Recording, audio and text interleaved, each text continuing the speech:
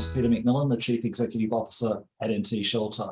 I'd like to acknowledge that we're recording this episode from the lands of the Larrakia people here in Darwin and pay my respects to their elders past, present and emerging, and to any other First Nations people who may be watching or listening to this podcast, either in Australia or overseas. Welcome. I'm really excited by today's guest. Rebecca Oelkers is the Chief Executive Officer of the Brisbane Housing Company, one of the largest community housing providers in Queensland, with over 1,700 homes developed and under management. Rebecca has over 19 years' experience in the community and affordable housing sector. Having previously held executive roles with Brisbane Housing Company in business development and as Chief Operations Officer, Rebecca has a deep understanding of the company and a strong vision for its strategic growth and service enhancement. Rebecca is committed to ensuring that Brisbane Housing Company's affordable housing provides not only safe and secure homes for tenants, but also supports tenants to achieve increased wellbeing and inclusion. During her career, Rebecca has led several high-profile projects, including the establishment of the Gold Coast Housing Company, of which she was the inaugural CEO. More recently, in an Australian first for affordable housing funding, Rebecca was responsible for the creation of Gladstone Affordable Housing, securing initial contributions of almost $20 million from 3 Gladstone LNG proponents.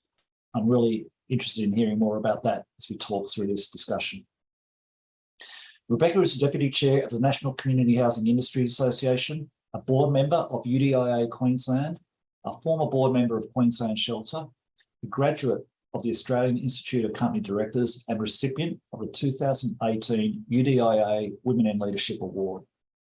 A passionate advocate for the sector, Rebecca has presented at national, state and local housing forums on a range of affordable housing issues. As Brisbane Housing Company continues to navigate its way through the COVID-19 health crisis, which hopefully is pretty much nearing an end, Rebecca will continue to lead Brisbane Housing Company into a new era of evolution and innovation with her ambitious growth plans. As the scale of need for affordable housing continues to increase in Queensland, the Brisbane Housing Company team are focused on achieving lasting change and delivering better outcomes for the many Australians who still do not have a safe, affordable place to call home. I'm really looking forward to this conversation. Welcome to the couch, Rebecca Oelkers. It's lovely to be here. Thanks for having me. It's our pleasure. And before we get into the nitty-gritty of your work at Brisbane Housing Company, I was really keen to hear a bit more about your time over in France in 2013, where you were at the European Institute of Business Administration. I understand it's a fairly competitive placement to get into that. And you were looking at how you help entrepreneurs grow their social ventures and maximise their impact. How important, I guess, was that program to the thinking and the framework that you can now bring to the Brisbane Housing Company? Well, look, I think it was really influential, actually. I did a short course. So it was just a short course with INSEAD, and it was called the Social Entrepreneurship Program. And it was one of these kind of, when you do something in your career and it's just really a bit life-changing, it felt like that for me. So I'd been at BHC for a period of time since 2007. So I guess I'd been there for 5 years or so, and I was really, really interested in all sorts of different models, in bringing different kind of sources of funding in, and in different ways of achieving scale in social and affordable housing. And so the CEO at the time at BHC, David Cant, I said to him, I'm not sure if I want to do like a master's or a short course or what I might want to do. And he said, look, I wouldn't recommend doing a master's, do a short executive course and go away and think about what it is you would like. And so I really had a look, and I found this course with INSEAD, and it was really difficult to get into. You had to prepare a submission. You had to really talk up what you wanted to achieve from it, what your organisation was doing. And I was very, very fortunate to get in. But the thing that was terrific about it was that there were people from all across the world, like literally every corner of the globe, doing small entrepreneurial work in third world countries, and also doing sort of larger projects in some other places, and everything really quite different. Most people were actually individuals trying to make a difference in their own local community. And so what I was doing in terms of being in an affordable housing company was slightly different, but all of our ideas and all of our, I suppose, reason for being there was to try to do things differently and to try to make an improvement in the world. And so social entrepreneurship is about doing things in an entrepreneurial, commercial way, but something that is going to actually have an impact locally and do something that is usually for underprivileged people or community groups. And so for me, it was inspiring, really inspiring. And I think it has always stood me in good stead in terms of the way I look at things, because I look at things with a lens of, you know, what can we do? How can we overcome that? How can we look at it entrepreneurially? How can we bring in other players? How can we make that happen, rather than, oh, well, that's the way it's been done and that's the way we'll just have to keep on doing it. So I think that really did imbue me with that sense of let's get out and do things, which I loved. I'm really curious about that. Sounds like a terrific experience, as you said, and I can imagine, you know, people trying to get microfinance for projects in third world countries, ranging through to bigger scale development, would be inspiring and just really rewarding. Hearing working with such energised people must have been a fantastic experience. Often, I think in business we often make a dichotomy between management and leadership, but there is this third element I'm curious about, entrepreneurship as well. And I'm just thinking, what are your thoughts around the role that community housing sector CEOs, and I guess also CEOs in the housing and homelessness system, what should their role as entrepreneurs be to you? Well, I think it is, I think it's very important that we look outside of the box, that we actually have a vision for something that is, as I said before, not just accepting that this is the way that things are going to go. I think it is important to do things in a new kind of way and to look at new partners. And often that really is what entrepreneurship is. It's not just taking the usual equation, it's finding a different equation and different partnerships and making something work that previously hasn't kind of worked. And I absolutely feel like we in the social and community housing sector, you know, we've got a big challenge in front of us. We've got a deficit of, you know, many hundreds and hundreds of thousands of properties that we need to be able to produce, because at the end of the day, you know, we've got thousands and thousands of people waiting on public housing wait lists. We've got hundreds of thousands of people living in housing stress. And we live in a very rich country. You know, we live in a really rich country. We can't just accept that we're going to go with the status quo. And so as CEOs and leaders, I think it behoves us to say, well, what are we going to do that is different? What partnerships are we going to create that are different? What avenues are we going to look at and explore that are actually going to get us to achieving that goal? And by that, I mean, I want to not have 116,000 people homeless every night. I don't want to have, you know, 700,000 people in Australia living in housing stress. And I don't want to have, you know, 200,000 people waiting on public housing wait lists. Everyone in Australia should have a roof over their heads. 100%.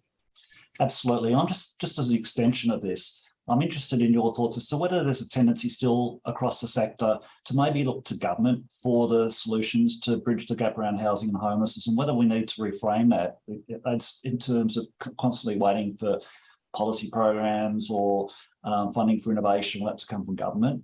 I mean, government has a role, but do you think maybe we can do more as leaders to drive that conversation and the partnerships that you refer to? Yep. Well, look, I think the thing is, government does play a role. It definitely plays a role and should play a role.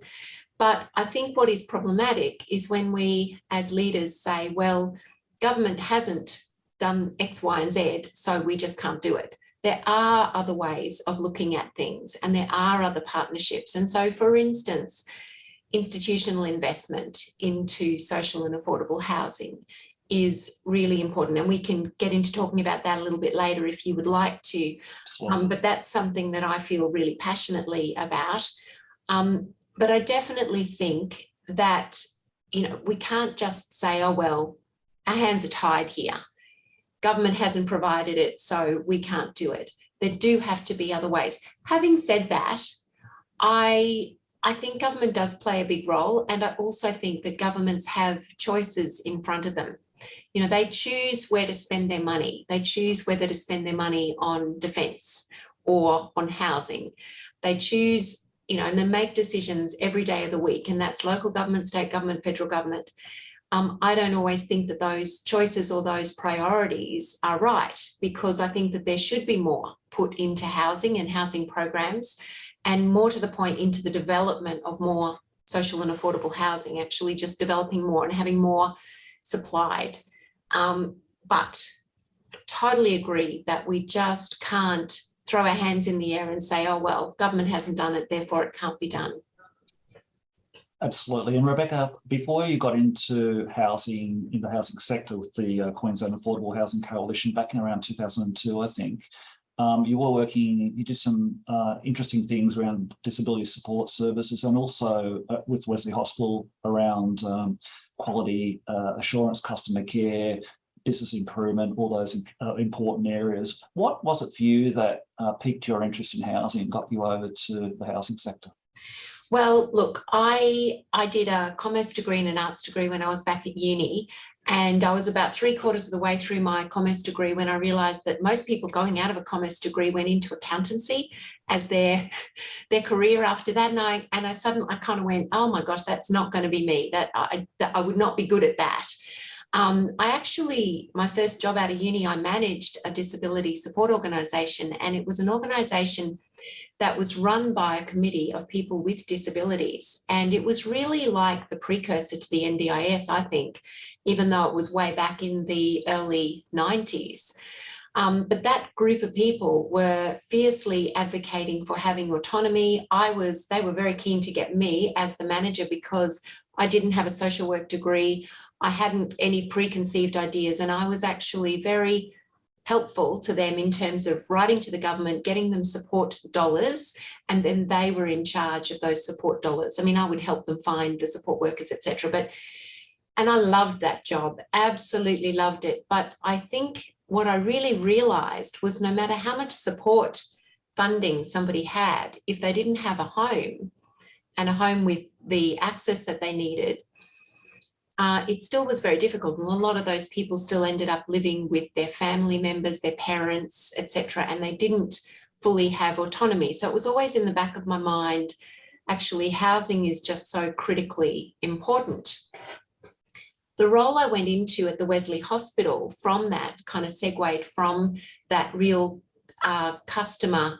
I suppose I'd been working in a very client-centred environment in QLA, Quality Lifestyle Alliance, and then I moved into the hospital setting, and I guess it was still customer-focused around the patients in the hospital, but a different kind of focus. And then I was very much looking at quality within that hospital environment.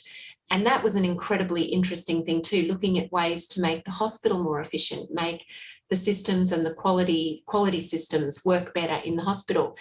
But when I'd worked in that role for quite some time, the whole education centre I was in was made redundant. And I then had this kind of crossroads where I'd gone for two different roles. I'd gone for a managerial role with the Queensland Community Housing Coalition, just as a manager, and also this other role that was exactly the same as what I'd just been in St Andrews Hospital in Brisbane.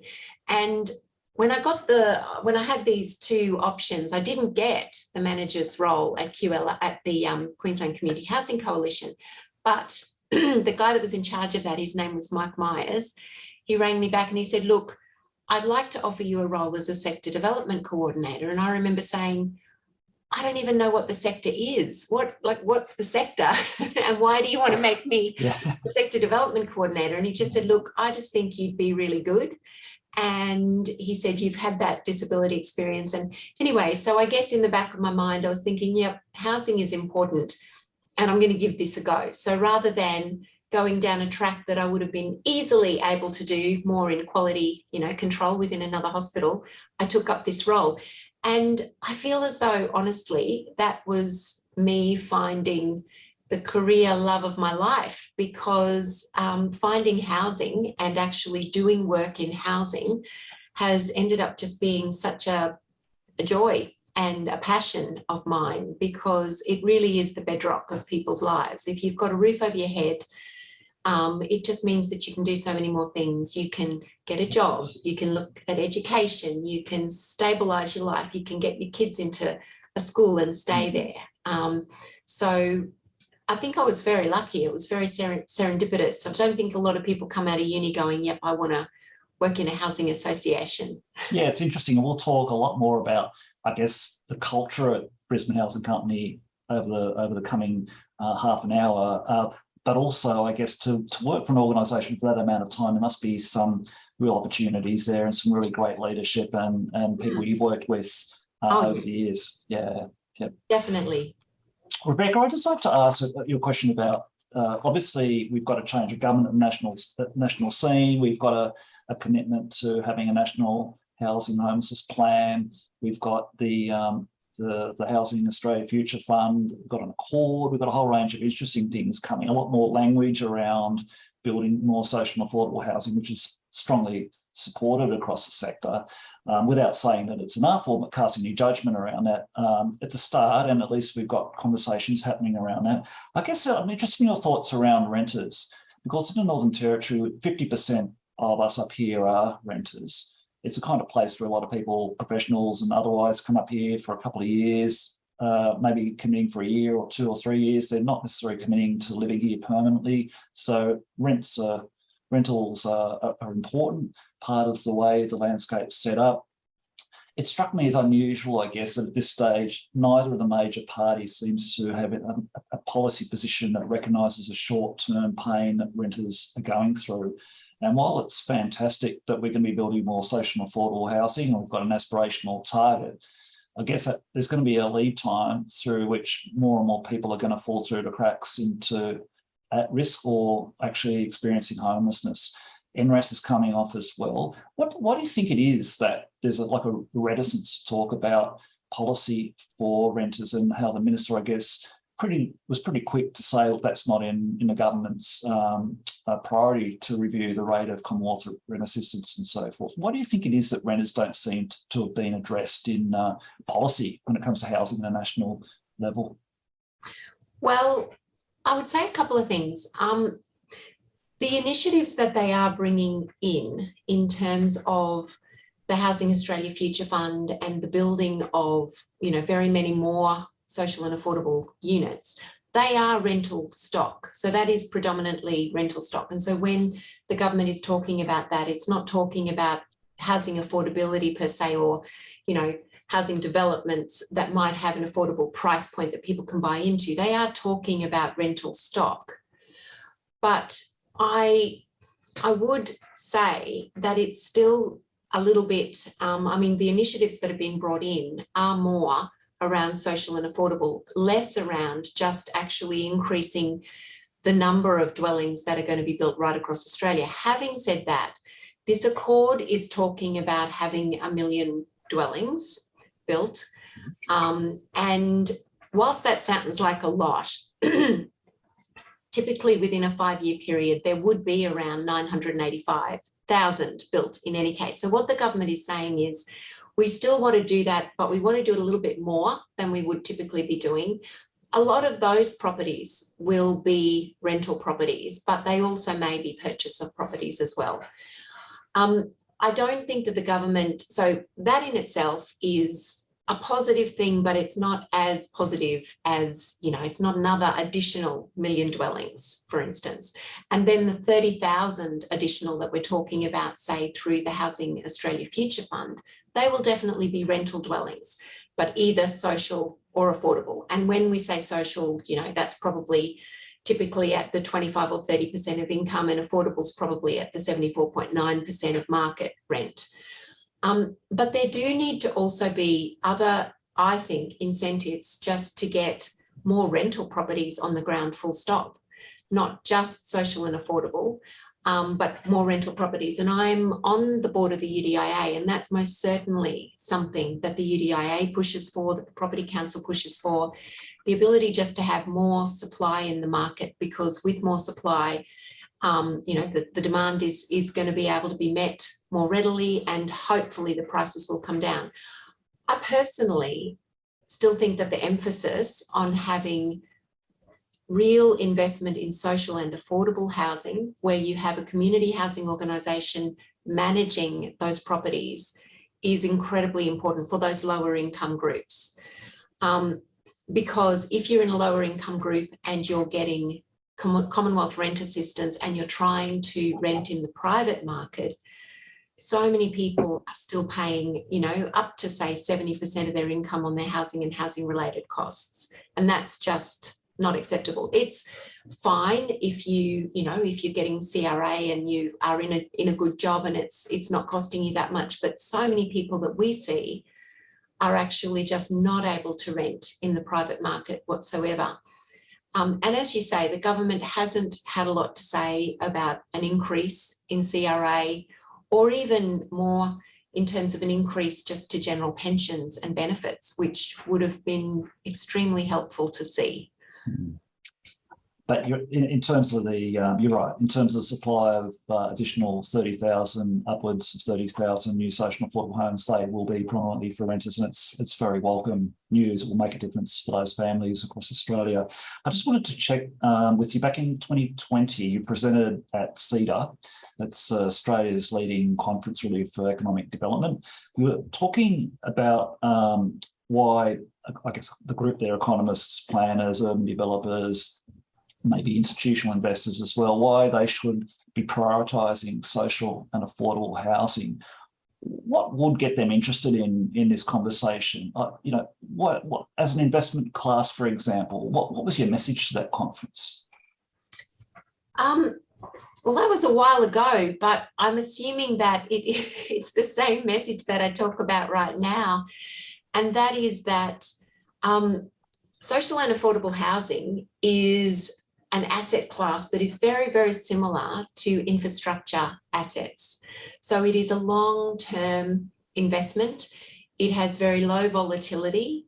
It's very safe and stable. So whilst the income streams are low, it's not high yielding. The income streams are low, but it is very, very predictable.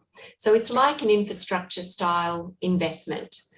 And when you have superannuation funds, they're looking to deploy their capital in a range of different ways. Some of those ways that they might like to deploy their capital are in high yielding stocks. And then they've also got like an absolute, so they do it across a whole heap of different areas, but they definitely need to have some that are just in those low yielding long-term assets that are secure. So what I have always said, and what I'm definitely saying now, is that social housing and affordable housing needs to be seen as social infrastructure. Mm-hmm. And it needs to be seen in the same way as some of those other infrastructure asset classes, i.e. it has a low yield, but there's very, very low vacancy rates, high demand. It's backed in. The people who are actually renting in social and affordable housing are often on benefits. It's backed by Commonwealth rent assistance. And there's very, very little in the way of vacancy rates. So as an actual asset class, it's got a lot of positives going for it. And what we need to have institutional investors see is that it's very similar in its characteristics to any other infrastructure project. And so what we have with our institutional investors is that very often they deploy their money and they will deploy it into infrastructure investments, maybe here in Australia or maybe overseas. But we have never, ever had social housing seen as an asset class that these institutional investors can invest in here in Australia.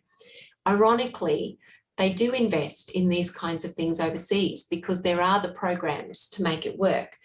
And I guess the point that I would make, and that I have made for a long time, is that by itself, like social housing by itself, the yields on social housing are too low.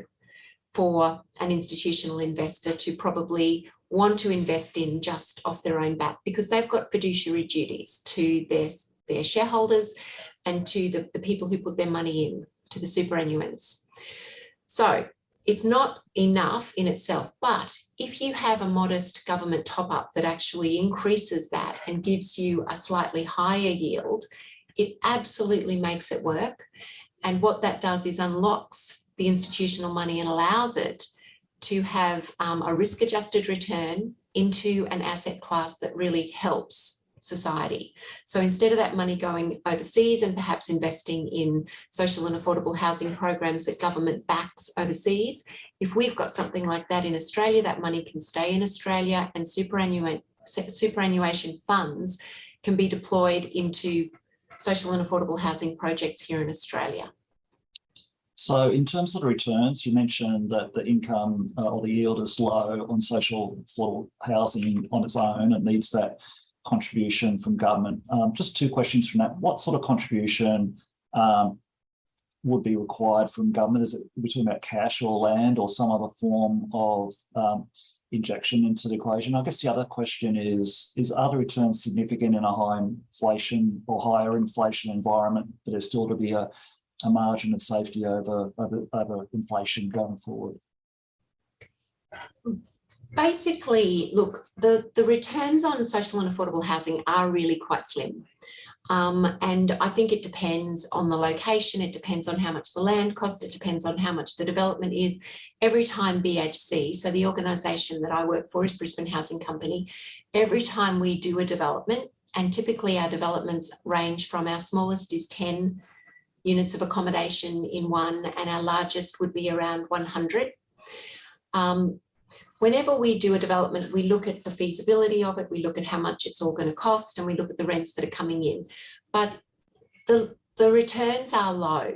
So, I mean, and they differ depending, but like, let's say there's somewhere between 1% and 3% yield on that particular development. So those figures are just too little. They're too little. So let's say an institutional investor would invest in something if it were at an 8% yield. And I'm not saying that that is necessarily the rate, but let's say that they would. And they said, okay, well, this is not a property investment, it's an infrastructure investment. 8% might be the amount. It could be higher than that, could be lower than that. But let's say it was 8 and you were getting an underlying yield of 3%. Then if you can fund that gap between the 3% and the 8%, by getting a government top up on a yearly basis, that's a smaller amount than government needs to put in order to fund that entire development than if they were to stump up the cash initially and give you a cash injection to build the whole thing. They don't have to government doesn't have to find the money up front. You could get that money through, say, a mix of institutional investment and, say, bank finance or NIFIC finance. And what the government's role would be is on a yearly basis paying an availability payment to actually top that up. And I guess the magic in this, it's not magic, but the thing that is positive about it is that amount the government would need to put in is a lot more, it's a shallower subsidy. So when you're putting direct money in for a capital purchase or a capital build, government is probably putting in, let's say they're putting in 90%, 95% of the total capital cost of a building, and they're putting it all in on day one, and it's probably a balance sheet item for the government. That's a lot to ask of government. If, however, instead of that, all they're needing to do is to pay a smaller amount as a top up on a yearly basis for a period of time, and it might be for 10 years, it might be for 20 years, depending on what the building is. That's less money that government has to put out, and they don't have to find it up front. And I guess that the equation that we do is we look at what the net present value is of that investment for government. And essentially government pays less by doing that top-up model, and it actually catalyses and brings in other sources of funds. So I think what we've got to be looking at is, how do we make government money stretch as far as it possibly can? And that's I think what is important, because, as I said before, we've got the scale of this problem is not small. It's huge. It's really huge. And, you know, there's a whole heap of things. You know, what kind of Australia do we want to live in? Do we want to have people homeless? No. Do we want to have people living in housing stress? No. Do we want to have people able to have a roof over their heads and stabilise their lives? Yes, we absolutely do. So how do we get the funding that we need to make this happen and to really redress the balance? Because at the moment we've got a real deficit. And so I feel that this is a way that we can do it. There's billions of dollars, you know, under the management of these superannuation funds. And an important thing to say is that these superannuation funds can't do it out of the love of their hearts. They've got a fiduciary duty to the people who put the money in, Yep. to their members. They've got to make a proper risk-adjusted return. It can't be philanthropic. So I think that's the really important thing. If they can still get their risk-adjusted return, it's a win-win-win. It's a Yeah. win for super funds, it's a win for the members, but it's also a win for the Australian society because we get to house people. Absolutely. Look, it sounds like a very sensible model. And I guess just like superannuation funds, you know, investing in domestic or overseas infrastructure, utilities, energy utilities, or roads, or airports, or whatever the case might be, it's a similar model, isn't it? As long as the returns are sufficient to have a hedge against inflation and have a reasonable, albeit fairly boring, I guess, return on these investments. You might say, like, you're not going to get huge capital gain or growth in yield, but you're going to have like a low risk asset class that's available for superannuation fund managers. Sounds like it makes a lot of sense. Yep, that's exactly right. And I think a lot of the members of the superannuation funds are really keen on this too, because so many people are affected by this these days. And it wasn't, I mean, and look, I don't believe that we've all of a sudden got a housing crisis. We've had a housing crisis in Australia for a couple of decades, in actual fact. It's just more now that more people are becoming affected, that we're starting to really talk about it more, which I think is terrific, that, you know, there's just this general discourse about it. It's so important that we actually all talk about it and that it is actually a political issue for our politicians to factor in. But I think a lot of the people putting their money into the super funds actually would love to see super funds investing in social and affordable housing, because they know people who are affected. They know it might be themselves, you know, that are affected by the lack of housing and the really, you know, the skyrocketing rates of the rents.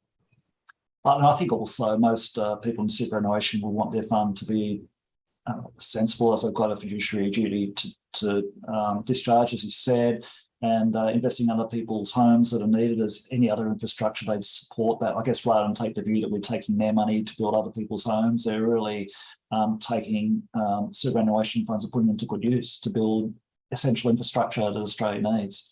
Yeah, it's nation building. That's what it is. Yeah.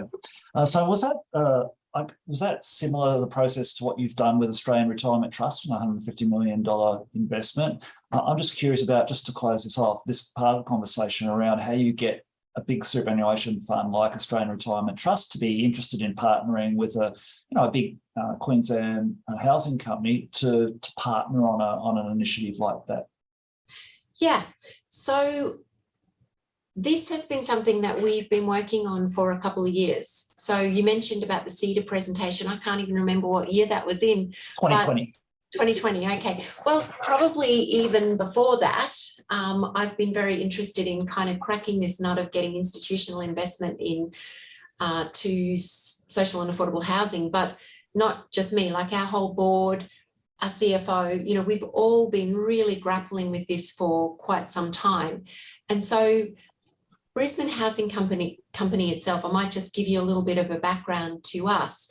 We were set up in 2002, and we were always set up with the notion of us being a developer and also a housing manager. So initially in the setup of the company, we got $50 million from the state government, $10 million from the local government, and we set off to build social and affordable housing. So we've always been a housing developer. We've always had an entrepreneurial approach and a commercial approach, and now we have a balance sheet of around 375 million. We don't owe any debt on that. And we've done 41 developments right across Brisbane, also in Gladstone. And we've provided around 2,000 units of housing. So we've built 2,000 units.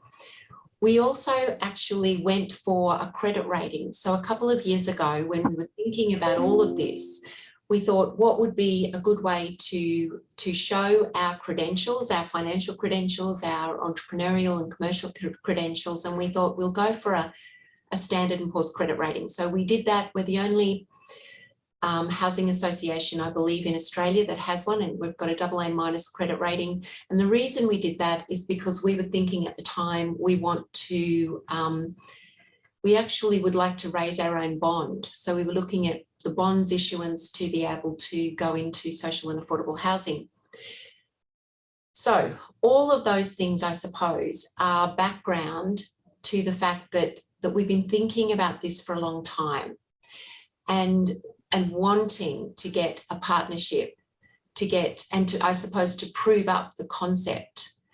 And it's hard, Peter. It's actually really difficult because we talk a language in community housing and, you know, superannuation funds talk another language. And how do you actually build that bridge and make the connection?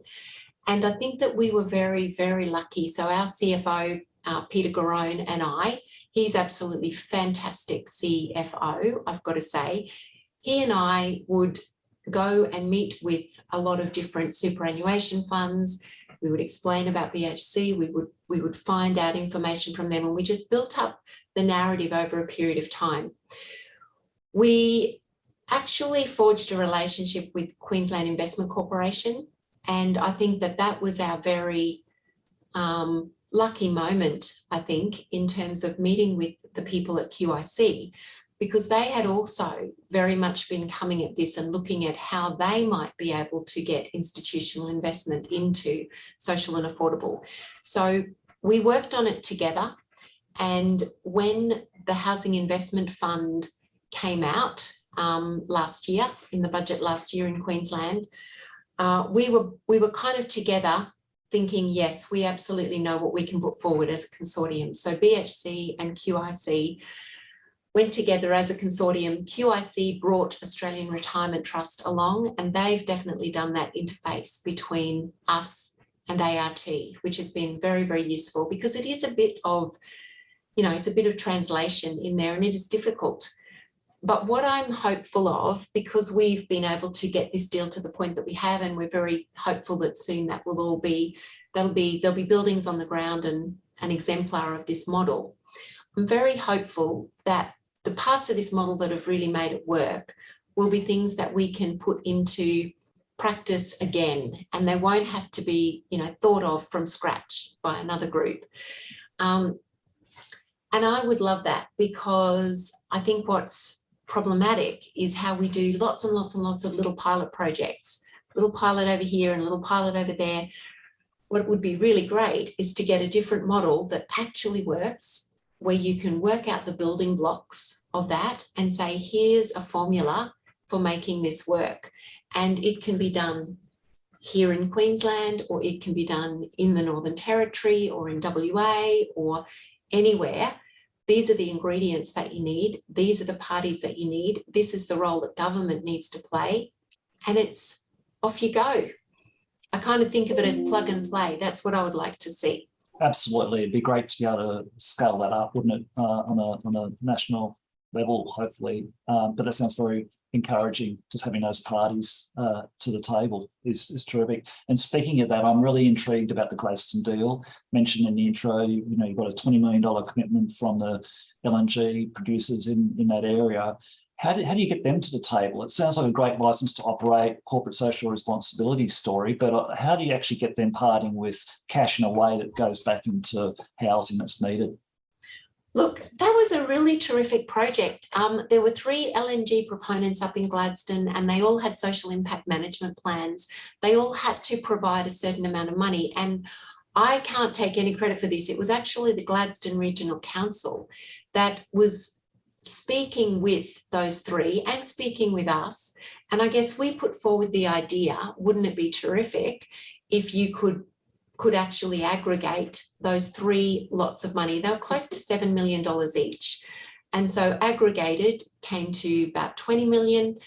And we'd said, you know, look, wouldn't that be terrific? But it was really Gladstone Regional Council that spoke with the LNGs and said, actually, we would love to see this funneled into a lasting asset for Gladstone, because Gladstone is very much a boom-bust area.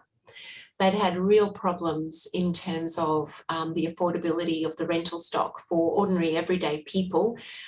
So many people have been priced out of the market because of the really hyperinflated wages that some of the people had been earning on the LNG plants, etc. So what we were able to do up in Gladstone with that pooled money was we built a relationship with the LNGs. We basically had a working group. They pooled their money.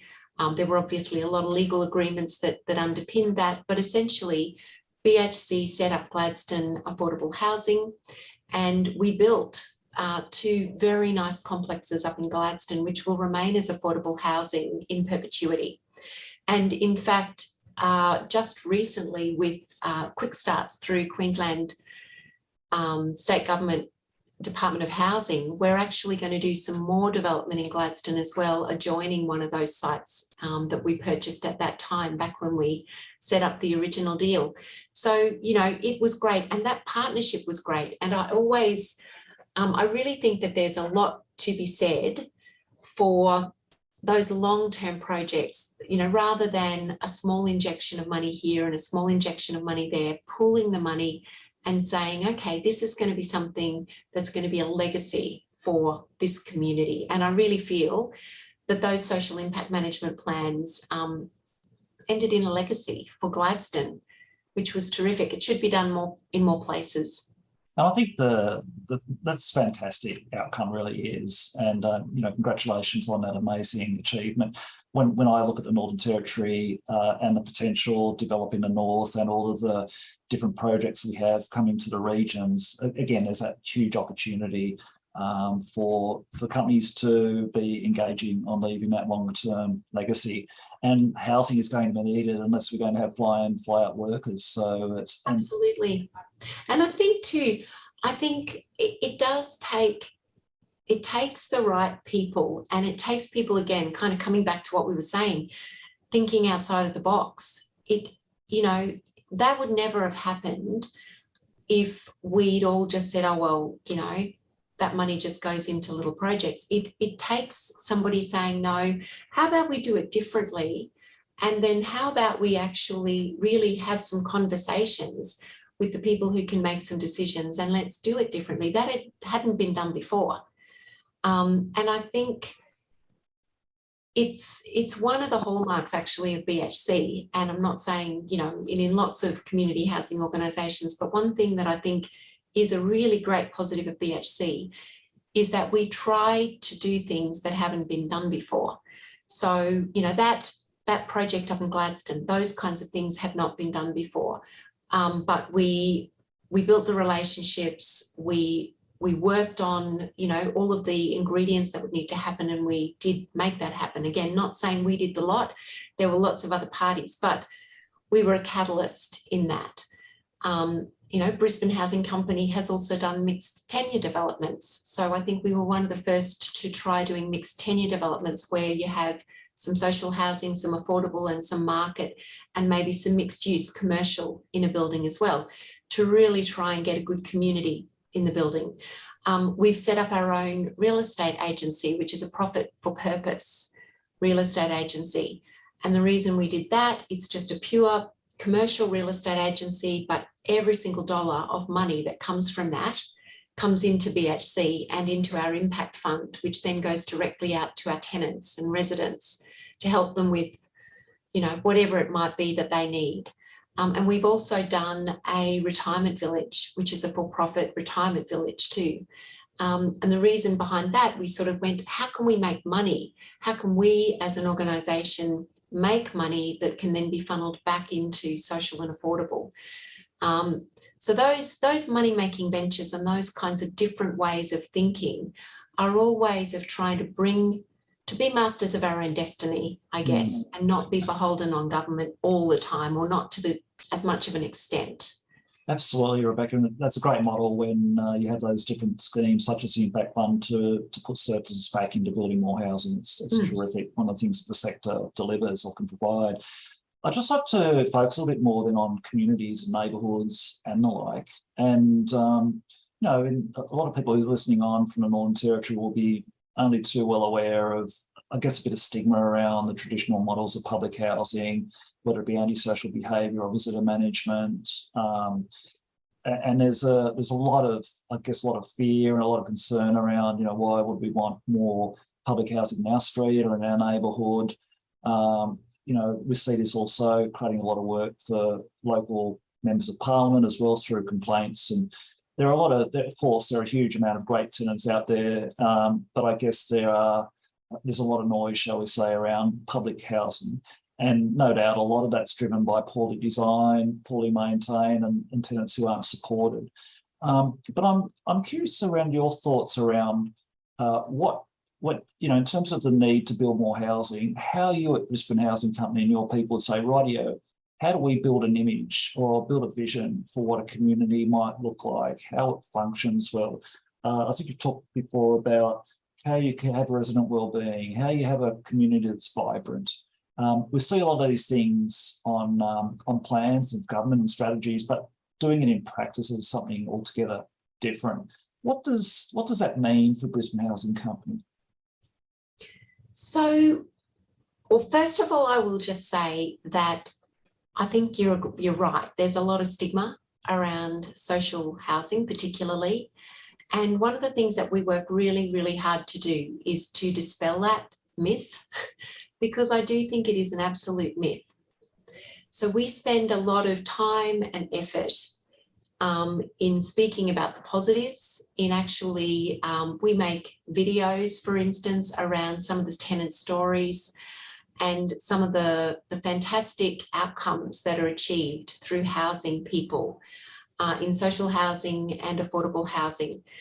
Now, look, it is true to say that there are a lot of people in high needs categories, and there are some people who are very troubled and have a lot of complex needs. But I think what is incredibly important is doing and building the right kinds of buildings that you can create a community within that building. So for instance, BHC spends a lot of time and thought in the architecture of our buildings. We build high rises predominantly. As I said before, we have done some smaller developments of say 10, but we don't build houses per se. We have done actually a couple of townhouse developments and some land subdivisions, but predominantly we build in areas that are close to your public transport and schools and amenities. And we build a high rise, and we really try to work on the architecture of that high rise, and we try to make it somewhere that is beautiful, somewhere that people will feel proud to live in, somewhere where people feel that sense of belonging and pride. And when you do that, and also when you put a mix of people in the building, so that, you might be living next to somebody who is really poor, or you might be living next to somebody who is richer, you might be living next door to somebody who's got mental health issues, or you might be living next door to somebody who doesn't. It's just a mixture of all of the people that we find in our communities, in every community. And I think it is amazing how beautifully some of those communities can absolutely work. And so we've got an allocations team who take a lot of thought and pride in really making sure that the people that we house in the buildings are that community is going to work. And the percentages in that building, so for instance, a lot of our mixed tenure buildings might be a third, a third, a third. So a third market, third affordable, third social. And that works very well inside the building, and it also works well for the community outside the building.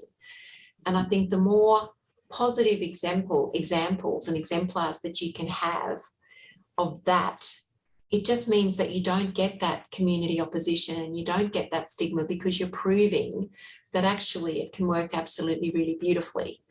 And I'm not saying for a moment that we don't have issues with residents from time to time. We definitely do, as all community housing organisations would, and in fact, as many landlords just in the private market do as well, or homeowners, or you can have problematic tenancies in any tenure, is I guess what I'm saying. Yeah, and if we were to visit some of your, or to see some of your developments, would you find social enterprise? Like, would you maybe have a bakery downstairs, or have a local training or a gym, and those kind of amenity aspects that help build that sense of pride and community?